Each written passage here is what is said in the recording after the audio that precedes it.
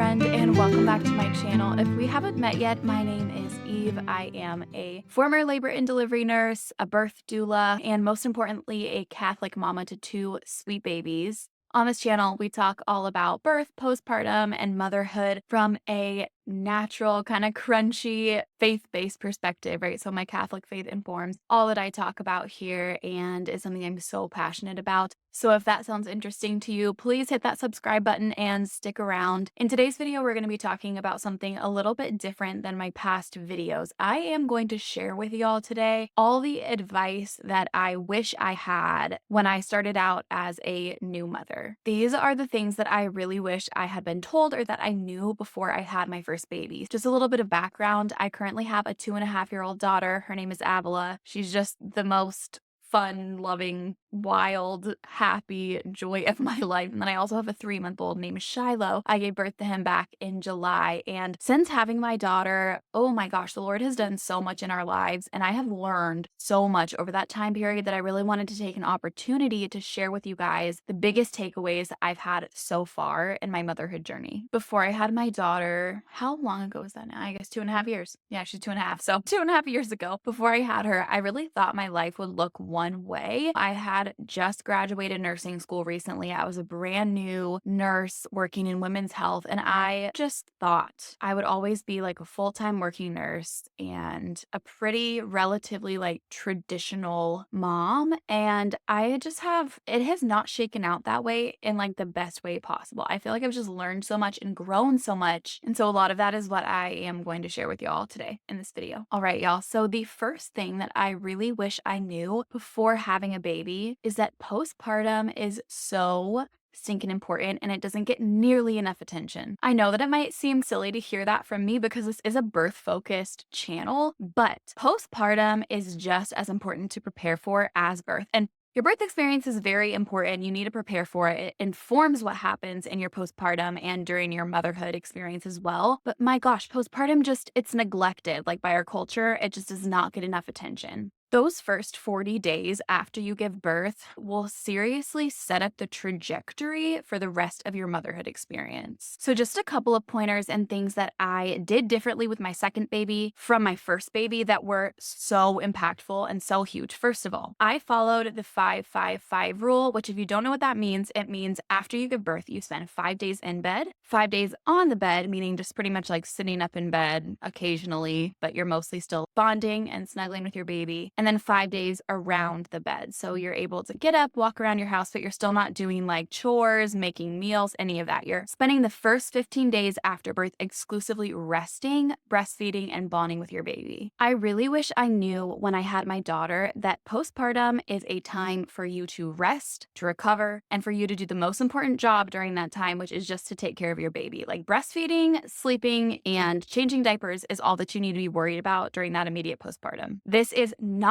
the time for you to be hosting people, for you to be having a bunch of people in town that are coming into your space. It's not the time for you to be worried about having a clean house or thinking about work duties. It's also not a time for you to be worried really in any capacity about other people's physical or emotional needs other than your baby. And if you have other children, of course, that's going to be important too. But really, this is a time for you to be taken care of. If I could go back, I would definitely change the way I did postpartum with Avila, and I would not have had people in my space unless I knew that they were people who were going to, serve our family in some way. If they knew how our house functioned, if they were going to come in and bring a meal, clean up for us. It's not the time for other people to be coming in and holding the baby so you can do stuff. It's the time for people to be coming in and doing stuff so that you can hold the baby. So I just feel like that's really important. If you're considering having somebody over, but they're not going to be comfortable or you're not going to be comfortable having your boob out in front of them, possibly crying in front of them, not having showered or having yourself together and not like hosting them in the traditional sense, then they really probably shouldn't be in your space during your immediate postpartum period. Another thing I really wish I had done the first time around that I did the second time around and made the biggest difference was having meals prepped and snacks prepped in advance so that My husband and I could really bond with our family and get the sleep and rest that we needed. And so I had just like lots of warm, nourishing foods already ready to go in our freezer. Having healthy, nourishing food for you and your family in that postpartum season seriously makes the biggest difference. Okay, so the second thing that I wish I knew before having a baby also relates to postpartum, and that is that all of the scary, really hard things that you hear about as it relates to motherhood, like the recovery from birth and the sleepless nights and the just all the like really hard challenges that you hear about, specifically as it relates to the postpartum season, are not forever. So the postpartum season is so short. That's really, if I had to summarize this point, it would be that postpartum is a short season. With all of the really hard things, there also are a lot of really beautiful things. And I just would urge you to soak in that immediate postpartum season as much as you possibly can. And remember when things get hard, because you will have hard moments, definitely, that it is not forever. Before you know it, your baby is going to be sleeping more, they're going to be eating less frequently, and time will go by, and then you're going to have a full grown child on your hands. You will be out of this season before you know it. And I promise that with all the hard, you're going to look back and miss all of those really sweet moments that you'll never be able to replicate again. The third thing I wish I knew before having a baby, this is kind of an untraditional point, but it's so important. Girl, okay, you need to eat. You need to eat. I wish I knew that so hard before becoming a mom. You need to nourish your body. When you are breastfeeding, you need an additional 300 to 500 calories per day just to sustain your breast milk supply, okay? And what you eat makes a huge difference. You not only need to eat and fuel your body, but you need to fuel your body with healthy, nourishing, whole foods during this time. One of the craziest revelations for me in becoming a mom was that, like, I am my toddler. Does that make sense? When my toddler gets hungry and tired, it's meltdown time. The world is a horrible place to exist, and everything's bad and challenging. And I realized after a little while of having a toddler, oh my gosh, I am her. When I don't eat and when I don't sleep well, everything is just so much harder. It can be like a full-time job to nourish yourself, especially as you're taking care of little ones. It's a lot to think about, I'm not gonna lie, but it is so important, and it improves quality of life and motherhood overall just so much when you are well nourished. So please make sure that you feed yourself. If you're having a day that seems really hard, I want you to step back for a second and just be like, how well have I eaten today? Did I eat enough? Did I sleep enough? Sometimes in motherhood, just like when you're a toddler, all you need is a really good nourishing meal and a nap, and then you're a brand new human. The next thing I wish I knew before having a baby is that your body might not bounce back, and it is okay. Your body was not designed to bounce back. When you bring life into the world, there has been something so huge and monumental that your body has accomplished. We live in such a messed up culture, especially if you're like a product of, if you're a millennial, okay. Honestly, it probably doesn't matter when you were born. I think our culture just in general does not perpetuate healthy body image for women. I think we're kind of seeing the pendulum start to swing in a direction where we're way more worried about health than we are being skinny. But a lot of women still struggle so much with body image because of this narrative in our culture that to be skinny and to be fit and toned, it's the thing that you should be striving for as a woman. That's when you've reached perfection, is when you have a perfect body, which, by the way, the definition of perfect has changed so much over time. But I just want to tell you that your body is not going to look the same ever, probably, as it did before you had babies when you become a mom, and it's okay. It's a good thing. It is a good thing that your body never looks the same. Now, that is not me saying that it is healthy or good to carry on several additional pounds of fat or weight that you don't actually need on your body. Immediate postpartum is not the time for you to be worried about that, but there is nothing wrong with wanting to be strong and healthy and feel good in your body. Those are good things, and we should be healthy, and carrying around additional weight definitely is not the healthiest thing for our body, right? So I'm not talking about like never make any effort to be healthy in your body, but I am saying to you that your body will probably never look the same as it did before you became a mother. Your hips will probably look wider. Your chest will probably be fuller. Oh my gosh, I grew up completely flat chested, and now I feel like I'm busting out of every shirt or dress that I own. And it's because I'm a mom, right? And I'm bringing life with my body. So there are a lot of parts of your body that are going to change. You might have stretch marks. It's a beautiful, good thing. Motherhood really offers us an opportunity to say to our children and back to God, honestly, that this is my body given up for you as a living sacrifice, as a temple, as an offering offering, God. I lay my body on the altar because it is yours and I want you to use it. And that offering often comes along with seeing changes in our body. So every time that you look in the mirror after you have your baby or even during pregnancy and you are nitpicking at these little things like the stretch marks on your thighs and belly or that little mom pooch you got going on. And I'm preaching to the choir here too, by the way. But every time you look in the mirror and you see those things,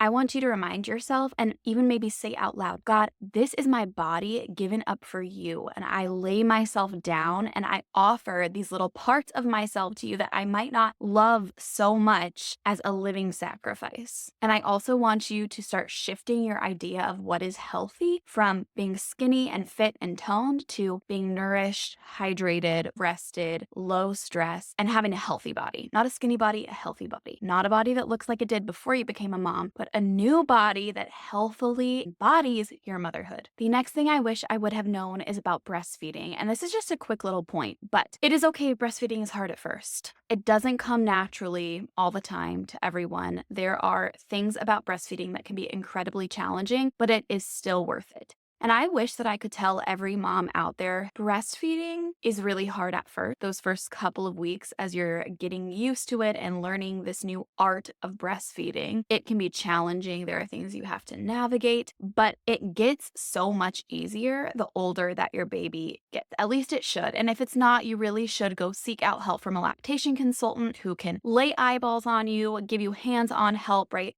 Breastfeeding should not continue to be hard, but it's okay if it's hard at first. It's worth it. When you're in the hard, remember that it gets easier and eventually it will make your life easier. Breastfeeding is a learning curve for sure, but eventually, once they're older, you can pop them on, feed them, and pop them off. Everything that they need to nourish their body is in you and it's inherent in you. You don't have to worry about storing or cleaning parts or any of that. It's just you pop them on, pop them off. So it does get easier and it's okay if it's hard at first. Stick with it because it is worth it. The next piece of advice I wish I knew is that you need to trust your intuition as a mother. God designed women in such a way that when sperm meets egg and you become pregnant, you start to have these maternal instincts show up that you never had before. Now, I'm not saying that everybody's going to feel it the same way or that the moment you're pregnant, you're automatically going to be like, yes, I am a maternal superwoman, right? But you will have maternal instincts show up, and it's so important that you listen to your intuition. Nobody knows your body the way you know your body. Nobody knows your baby the way that you do. And you, as that baby's mother, have the final say when it comes to decisions that you make about how to mother them. I feel like I just really made this mistake as a first-time mom of seeking out all the advice. And don't get me wrong, there is the place for that. I mean, this video is basically advice, but remember that advice from external sources, even people you trust, it only goes so far because you are unique, your baby is unique, and God gave you maternal intuition and instincts for a reason. Now, like I'm a nurse, right? And so when I became a mother, I was coming in from this perspective of I had all this education, especially in mothering. That was the field that I used to work in. I used to work as an RN in NICU, labor and delivery, mother baby, like the baby areas. So I came in with all of the head knowledge that I should have. But the farther I got into my motherhood journey, the more I realized I had to actually hush and silence that part of my brain that wanted to just have a logical fix for everything and use head knowledge to solve all the problems. If you ever feel like something is a question for you, I just want you to maybe try practicing not picking up your phone and Googling it, but asking yourself, do I feel like my baby's okay right now? Do I feel like I'm okay right now? Don't ask Google. Ask yourself intuitively, do I feel like we are okay right now? And if the answer is yes, then go with that. And if the answer is no, then seek support accordingly. You do not need permission from an external source to either seek support or choose not to seek it. It's your decision as a mom. If you don't want to, say, get a vaccine or an ultrasound or a cervical check, don't do it. Your intuition is a good enough reason for you to say no. You don't need anything else or any other external validation for you to say no or yes to something. And on the flip side, if you feel like you need an ultrasound that isn't routine, or you want a cervical exam, or you feel like something isn't right with you and your baby and you want to seek help, you don't need permission from an external source to validate you in that decision. Seek things out or don't seek them out according to what your intuition is telling you to do. I wish that I had known that earlier, and I feel like it makes motherhood so much more enjoyable enjoyable and peaceful. Another little sub point on this one is that the tracking apps, starting all the way through your pregnancy to labor when you're tracking contractions, and then you have breastfeeding and baby sleep apps to track. I mean, just all these tracking apps. You have all these tracking apps for pregnancy, birth, and motherhood. And I'm just going to have to say, that's a no from me. Some people find them really valuable, but I used all those things with my daughter. And honestly, I feel like it just hindered me from actually listening to myself and listening to my intuition. And it created a lot more stress and prevented me from feeling the peace that I was craving. So I'm not saying this to you as a medical professional or even as a doula. I'm saying this to you, mom to mom. I give you permission right now. Trust your intuition. You don't need to seek external validation. The next thing I wish I knew is pretty straightforward, and that is that different things work for different babies. I can confidently say this now, having two, that a lot of things that worked for my daughter don't work for my son. And it's okay. Sometimes you just have to go with the flow and feel things out. When you're a mom, you cannot plan in advance the type of baby that your baby's going to be, what they're going to like, what they're going to not like, what they're going to be sensitive to, what they're not. You just have to go with the flow of your baby and figure out what works for them. So if you're a first-time mom especially, keep that in mind, that what works for one family might not actually be what ends up working for you and your baby, and it's totally okay. Okay, y'all, this next point is a huge one, and that is that less stuff is actually more, especially when it comes to babies. I really think this could be applied to every part of life, but we're just going to talk about babies here. Less is more. Our culture seriously tries to get mothers to buy all of the things because, let's be honest, sometimes we have stressors and problems and we want to know how to solve them. And the marketing industry comes in and says, it's stuff. Stuff is the thing that you need. You need all of the things. The things are going to solve your problems. The things are going to give you sleep. They're going to make you happy. And I'm just going to tell you guys, it's a lie. Does stuff have a place? Yes, it does. Is stuff going to solve all of your issues in motherhood? No. And in fact, it will probably make your issues worse if you have too much of it. There is so much research to support that visual clutter and a lot of belongings and inventory actually causes women to have higher cortisol. It can cause sleep issues, relationship issues. Oh my gosh, the list is endless. In motherhood, too much stuff causes stress and overwhelm, and I don't want that for you. A couple of tips that I would suggest is, on your baby registry, if there's some things that you really know that you want, that can be really valuable, but I wouldn't put things on there just for fun that you don't know yet you're going to use. When I built a registry for my daughter, I put on so much stuff that we don't even have anymore because we got it and then it was not serving our family well, and it just became clutter and additional inventory that caused stress. If I could go back, I would probably ask for gift cards over physical items. And obviously there are going to be some staples you need, like a car seat, a stroller, etc. That's a different issue. But don't be afraid to ask people outright. Money would be helpful above things, or gift cards would be helpful above things, or if you're going to buy a thing, please let it be the specific thing because that's what we're actually going to use. And I just have to say, the clothing thing, that's a real dilemma when you have a baby. Everybody wants to buy baby clothes, but the likelihood of you as a new postpartum, sleep-deprived, breastfeeding mom dressing up your newborn in a suit and a tie for church, it's not going to be a thing, probably. Okay, if it is, good for you, but it's probably not going to be a thing. When it comes to baby clothes, especially newborn clothes, you probably only need a few things on hand, and I will tell you, our kids lived in zipper, footy, onesie pajamas, and diapers for the first 6-7 months of life. If I could go back, I probably would be happy having almost nothing else on hand than that. And then kind of revisiting my last point, that different things work for different babies. So I would encourage you to honestly skip buying all of the stuff. Of course, there's those few things you're going to need on hand, but skip buying like all the things until you already have your baby and you know what's going to work and not work for them. It can be seriously such a waste of time, money, and energy when you have a ton of like baby gear and items on hand that don't end up even working for you anyways. All your baby truly needs as a newborn is diapers, something to keep them warm, so a little bit of clothing, a place to sleep, and that can even be in bed with you, and food, your milk. They need you as a mom. There's almost nothing that you don't have inherent to you that your baby's actually going to need as a newborn. The next thing I wish I knew when I became a mother is that your babies pick up on things so early. Even before you really know it, they are interacting with and learning the world around them, even as early as pregnancy. Even though we can't actually remember or call to mind the experience of being a newborn, a baby, even a toddler, those things that were said to us, done to us in that early period still have a substantial impact on us and could mark our personalities forever. There is plenty of research to substantiate that early childhood is one of the most formative times in a human being's life. There is even a growing body of research that babies in the womb can feel and perceive how their mother feels about being pregnant. I have been shocked by the amount of times my toddler has recalled or brought something up to my attention that I didn't even know she was perceiving. And I think this is really good news in the sense that it's not too early for us to start instilling proper identity and the truths of the faith into our children, even as early as infancy. As mothers and fathers are the first place in this world that they come to learn who they are. So even though at times it might feel silly to say things or talk to a baby who can't necessarily communicate back, it still makes a difference. A practice that I have loved implementing is saying out loud to my babies and my children, "You are kind, you're valued, chosen, set apart, good, smart, amazing, loved by God," all the things. And this actually will help cement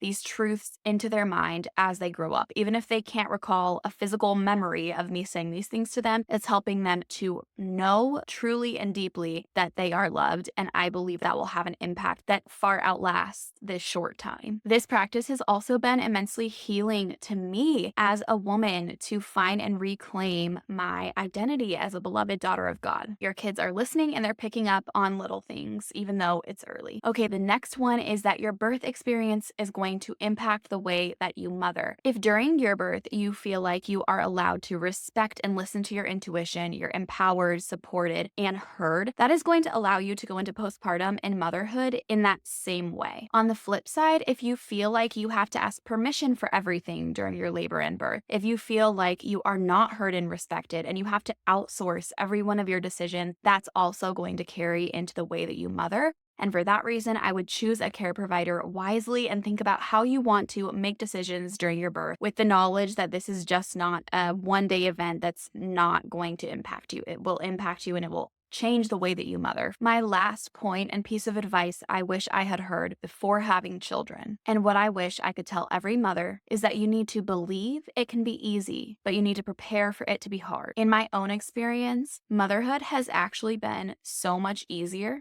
and more enjoyable and amazing than I ever thought that it could be. That's not to say that's everyone's experience. A lot of women have a really challenging transition into motherhood, and both of those experiences are completely valid, and neither one of them is wrong. And I think that we need to do a better job of just coming around each other and supporting one another in whatever experience we have. It's okay that some of us have different experiences from one another. But when you're pregnant, I also don't want you to listen to all of the people saying this is going to be the hardest thing of your life and you're never going to sleep again and you're going to lose all your freedom. You should not let people fearmonger you. But I do want you to prepare yourself for the hard parts because it is challenging, it's sanctifying. At the same time, it's amazing and incredible, and you could end up on either side of it being way easier than you thought and way harder than you thought. You should be prepared for both. Regardless of your experience, regardless of how hard or how easy your transition is and your different seasons of motherhood are, because every season is a little bit different, what I want you to take away from this video most of all